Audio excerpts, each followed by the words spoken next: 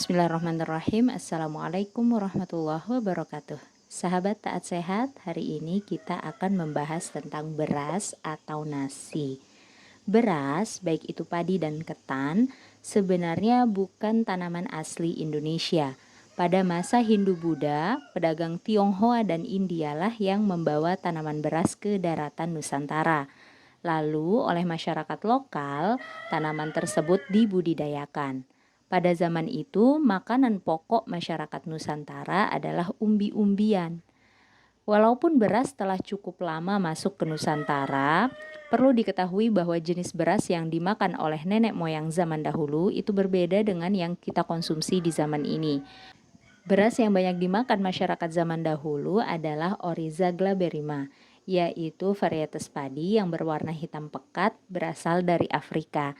Sedangkan beras yang kita konsumsi sekarang ini adalah Oryza sativa, yaitu varietas padi yang berwarna putih berasal dari Cina dan India. Beras adalah produk nabati berupa biji-bijian serealia yang dominan karbohidrat, yang sebenarnya kaya akan kandungan nutrisi, sama seperti gandum, barley, oat, jagung, sorghum, dan yang semacamnya. Bahkan kandungan serat alaminya itu lebih tinggi daripada kandungan karbohidrat atau glukosanya. Beras itu pada dasarnya toyib karena tergolong karbohidrat kompleks yang dapat dikonsumsi untuk memenuhi kebutuhan sel-sel tubuh. Tapi beras hanya akan menjadi baik atau toyib kalau diperlakukan atau ditanam dan diolah dengan baik dan toyib juga oleh manusia yang berakal, yang tidak dikuasai nafsu. Sayangnya manusia yang dikuasai nafsulah yang justru banyak muncul di zaman ini. Dengan alasan industrialisasi dan peningkatan ekonomi, tanaman beras dirusak dan diperlakukan dengan buruk oleh manusia-manusia nakal tersebut. Akhirnya beras menjadi sumber makanan yang khabith. Secara umum kita dapat membagi kerusakan akibat industrialisasi beras ini ke dalam 4 kategori. Yang pertama adalah kerusakan terhadap bumi, yang kedua kerusakan terhadap kehidupan petani, yang ketiga kerusakan terhadap butiran beras, dan yang keempat adalah kerusakan terhadap tubuh konsumen beras. Namun sebelum berbicara jauh tentang kerusakan-kerusakan ini, saya akan sedikit membahas tentang sejarah industrialisasi beras di Indonesia. Hal ini dimulai sekitar tahun 1969 hingga 1974, ketika pemerintah Orde Baru yang dipimpin oleh Presiden Soeharto saat itu mencanangkan Repelita 1 atau Rencana Pembangunan 5 tahun, yang bertujuan untuk memenuhi kebutuhan dasar dan infrastruktur dengan penekanan pada bidang pertanian. Saat itu, seluruh sistem pertanian dirombak serta sistem irigasi dibangun.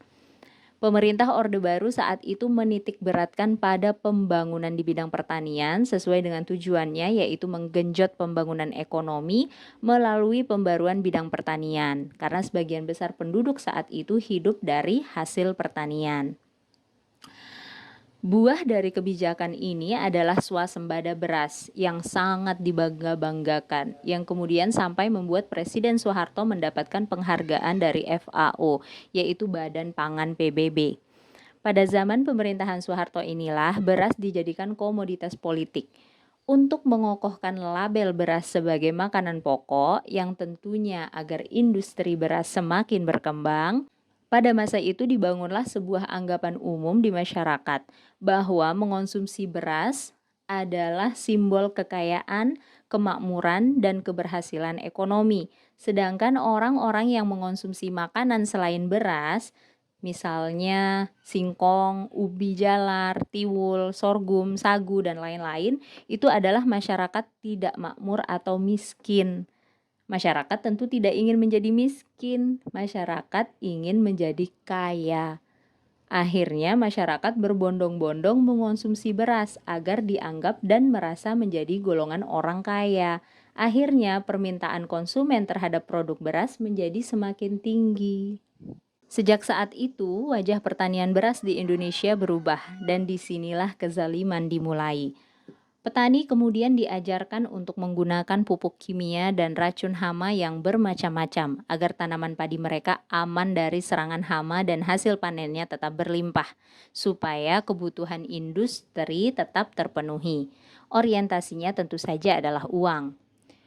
Bibit-bibit padi baru juga dikembangkan, yaitu bibit-bibit yang sudah dimodifikasi di laboratorium seperti yang pernah dibahas pada materi ke-26. Bibit-bibit baru ini menghasilkan tanaman padi yang semakin lemah dan semakin rentan terhadap serangan hama.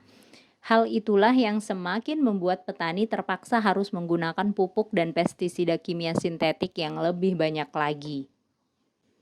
Pupuk kimia dan racun hama ini mencemari bumi dan membunuh organisme-organisme yang ada di dalam tanah, udara, dan di air. Perubahan cara bertanam ini juga mempengaruhi sistem kehidupan petani.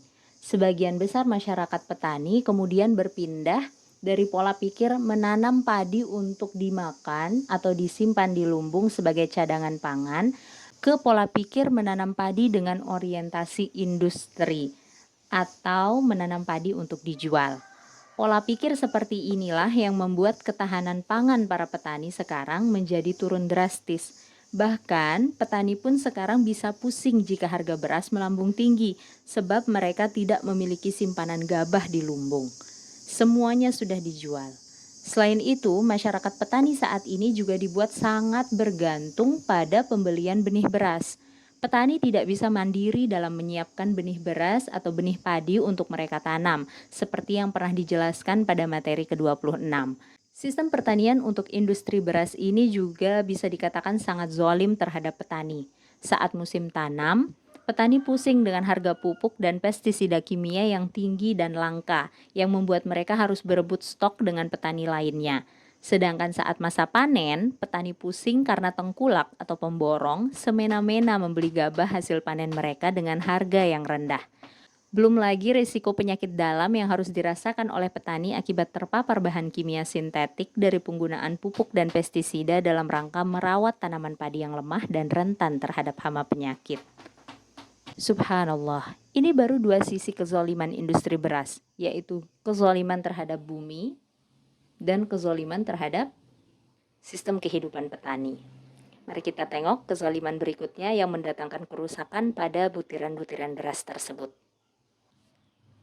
Setelah dipanen dan dijemur, padi yang ditanam dengan zalim yang sudah merusak bumi dan sistem kehidupan petani itu lalu dimasukkan ke pabrik di mana gabah padi digiling untuk dibuang kulit luarnya atau sekamnya. Beras pecah kulit itu kemudian akan mengalami proses berikutnya, yaitu proses penyosohan atau pembuangan kulit arinya atau bekatulnya. Proses penyosohan beras ini berkaitan dengan masa simpan beras. Butiran beras yang kulit arinya masih menempel memiliki masa simpan yang sangat singkat karena rentan berkutu. Jika hal ini terjadi, tentunya produsen beras akan cepat rugi. Lagi-lagi orientasinya adalah uang. Selain itu, proses penyosohan beras juga berkaitan dengan rasa dari beras tersebut. Sebab butiran beras yang kulit arinya masih menempel memiliki aroma yang kurang sedap. Tentunya beras yang seperti ini tidak akan dibeli oleh konsumen. Tidak hanya itu saja, proses penyosohan beras atau pembuangan bekatul ini juga dilakukan agar butiran beras menjadi putih dan bersih. Beras yang putih dan bersih tentunya akan lebih membuat konsumen tertarik. Lagi-lagi orientasinya adalah uang. Padahal pada kulit ari inilah terdapat kandungan serat dari butiran beras. Ketahuilah bahwa Rasulullah Shallallahu Alaihi Wasallam memakan roti barley yang masih ada kulitnya. Jadi tanaman barley ini sejenis gandum ya, saudaranya padi. Nah, di daerah Arab pada saat itu tidak ada padi ya. Jadi kita contohkan menggunakan barley. Selain itu, beliau Shallallahu Alaihi Wasallam juga menyebutkan bahwa talbinah atau bubur rebusan biji barley atau gandum yang tidak dibuang kulitnya itu dapat digunakan sebagai obat penangkal kesedihan.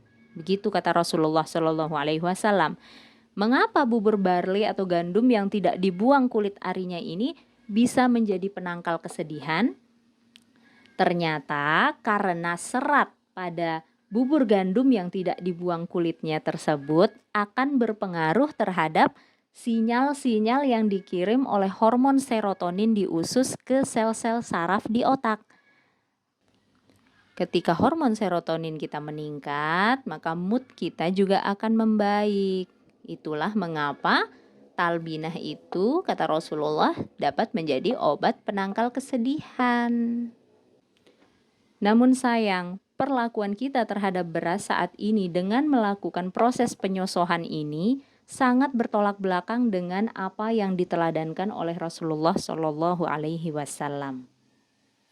Dan ternyata tak cukup sampai di proses penyosohan ini saja. Bahkan ada beberapa beras yang dipakaikan zat pemutih, zat pelicin, dan pewangi. Semua ini bertujuan untuk membuat tampilan beras menjadi lebih bagus, lebih putih, lebih bersih. Aroma berasnya menjadi lebih wangi dan produk beras tersebut menjadi lebih menarik sehingga orang-orang akan semakin tertarik untuk membeli produk beras tersebut. Lagi-lagi orientasinya adalah uang.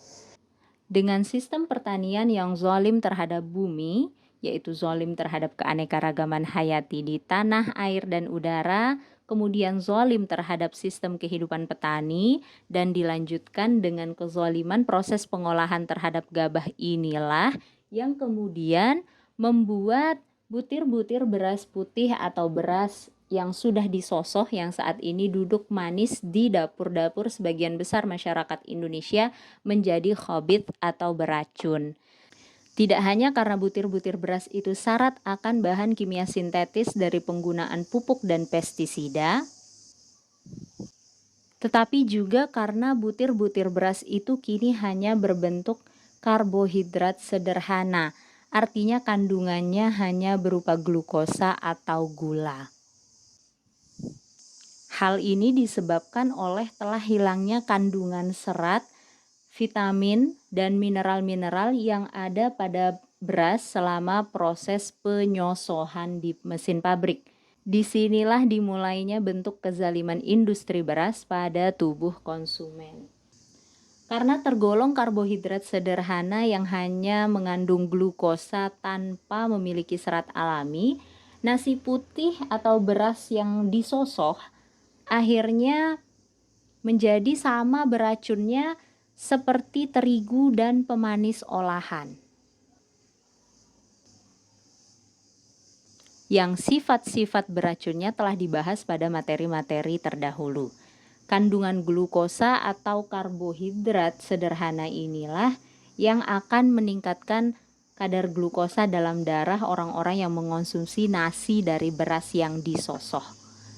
Ketika kadar glukosa dalam darah terus-menerus meningkat, hal itu akan terus memicu produksi insulin yang berlebihan oleh pankreas, yang lama-kelamaan akan menyebabkan kondisi hyperinsulinemia di dalam tubuh, yang kemudian nantinya akan memicu kondisi resistensi insulin, sehingga tubuh lebih banyak menyimpan sisa energi dalam bentuk trigliserida di dalam sel lemak, yang kemudian akan meningkatkan resiko munculnya banyak gejala masalah kesehatan, seperti risiko diabetes tipe 2, risiko kegemukan dan obesitas, risiko meningkatnya trigliserida di pembuluh darah yang nantinya akan memicu masalah tekanan darah tinggi, kolesterol tinggi, penyakit jantung hingga stroke. Kemudian masalah penurunan fungsi-fungsi organ, serta masih banyak lagi penyakit-penyakit lainnya yang akan muncul dan menyertainya. Efek selanjutnya adalah kecanduan. Nah, pernahkah sahabat mendengar kalimat seperti ini? Kalau belum makan nasi artinya belum makan. Atau belum makan nih rasanya kalau belum makan nasi. Nah, pernah nggak mendengar kalimat seperti itu? Kalimat itu bukan hanya sebuah candaan ringan, tetapi memang nyata terjadi di tubuh sebagian besar masyarakat Indonesia. Kenapa seseorang bisa merasa belum terpenuhi kebutuhan tubuhnya jika belum memakan nasi? Karena seseorang sudah kecanduan oleh nasi putih. Hal ini dikarenakan nasi putih dari beras yang sudah disosok adalah karbohidrat sederhana yang kandungannya hanya glukosa atau gula tanpa serat.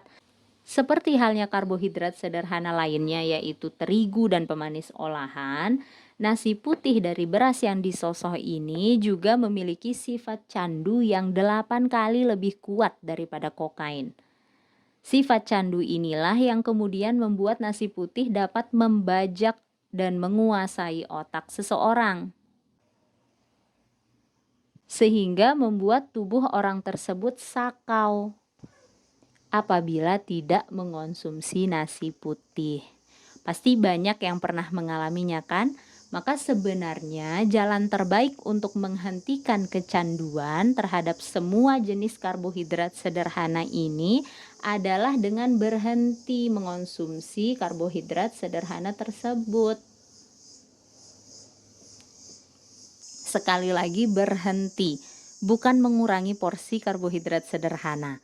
Karena kalau hanya mengurangi porsi, proses detoksifikasi tubuh atau pengeluaran racun yang diakibatkan oleh karbohidrat sederhana yang sudah bertahun-tahun bahkan berpuluh-puluh tahun dikonsumsi dan menumpuk di tubuh itu tidak akan terjadi disebabkan asupan racunnya masih tetap dikonsumsi. Ibaratnya seperti pecandu narkoba yang tidak akan berhasil sembuh dari kecanduannya apabila masih mengonsumsi narkoba setiap hari walau dengan dosis yang rendah sekalipun. Ketika disarankan untuk berhenti mengonsumsi nasi dari beras yang disosoh, kemudian banyak yang mengajukan pertanyaan seperti ini. Kalau nggak makan nasi putih, terus gantinya apa dong? Gantinya apa? Nah, ini pertanyaan yang paling banyak diajukan orang-orang. Pasti sahabat pun memikirkan hal yang serupa. Pola pikir mengganti nasi dari beras yang disosoh dengan A, B, C, D, E sampai Z adalah pola pikir yang kurang tepat dan kurang efektif. Karena jika pola pikir kita masih terfokus untuk mengganti nasi putih, berarti otak kita masih terfokus pada nasi. Berarti kita masih menggantungkan diri pada kenikmatan nasi. Selain itu, kita juga akan menjadi repot untuk memikirkan makanan-makanan yang bisa menggantikan nasi tersebut. Padahal kita hanya perlu fokus pada kebutuhan tubuh. Kandungan apa sih dari nasi yang dibutuhkan oleh tubuh? Yaitu kandungan glukosa atau karbohidratnya. Tetapi yang kita butuhkan adalah glukosa atau karbohidrat yang memiliki kandungan serat alami. Nah, ini kan tidak ada di dalam nasi dari beras yang disosoh. Nah, jadi kita cari nih apa produk yang memiliki kandungan glukosa sekaligus memiliki kandungan serat alami. Jadi kita fokusnya mencari itu. Kita lebih fokus pada topik mencari atau mengonsumsi sumber glukosa yang memiliki kandungan serat alami. Nah, pada materi-materi awal telah dijelaskan bahwa semua produk nabati alami itu adalah sumber asupan glukosa atau karbohidrat yang memiliki serat alami atau telah kita kenal dengan nama karbohidrat kompleks. Jadi kalau kita butuh glukosa, kita butuh karbohidrat yang memiliki kandungan serat alami, ya makan saja semua jenis produk nabati yang alami.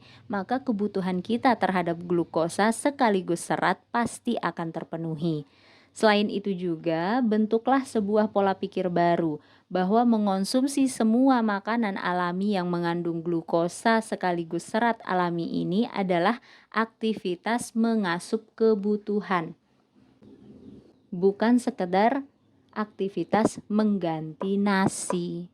Tapi kalau sahabat masih benar-benar tidak bisa makan tanpa mengunyah butiran nasi, berikut ini saya berikan beberapa pilihan jenis beras yang tergolong baik atau thayyib untuk dikonsumsi, sekaligus memberikan perbandingan dengan beras yang khabith atau beracun untuk dikonsumsi. Beras thayyib yang pertama adalah beras coklat, yaitu beras padi biasa, tetapi yang hanya dibuang kulit luarnya saja atau sekamnya saja. Tidak dibuang bekatulnya. Artinya tidak mengalami proses penyosohan. Jadi hanya pecah kulit, dibuang sekamnya saja ya. Beras seperti ini bisa dibeli di toko-toko online atau sahabat bisa membeli gabah langsung di petani, lalu membawanya ke tempat penggilingan gabah untuk dibuang kulit luarnya atau sekamnya saja tanpa dilakukan proses pemolesan atau penyosohan. Sedangkan beras khabith yang pertama adalah beras putih yang sudah disosoh. Beras toyib yang kedua adalah beras merah pecah kulit, yaitu beras merah yang hanya dibuang kulit luar atau sekamnya saja. Pilihlah yang warnanya full merah tua di butiran padinya. Ini full merah ya. Sedangkan beras merah yang khabith adalah beras merah yang sudah disosoh. Beras merah yang sudah disosoh ini warna merahnya pudar. Kemudian beras toyib yang ketiga adalah beras hitam pecah kulit, yaitu beras hitam yang hanya dibuang kulit luar atau sekamnya saja. Jenis beras ini adalah yang paling tinggi kandungan seratnya di antara jenis-jenis beras yang lain. Pilihlah yang warnanya full hitam di butiran padinya. Sedangkan beras hitam yang khabith adalah beras hitam yang sudah disosoh. Beras hitam yang sudah disosoh itu warna hitamnya sudah memudar. Penting untuk sahabat perhatikan bahwa aroma dari ketiga jenis beras toyib ini memang agak berbau, agak tajam aromanya.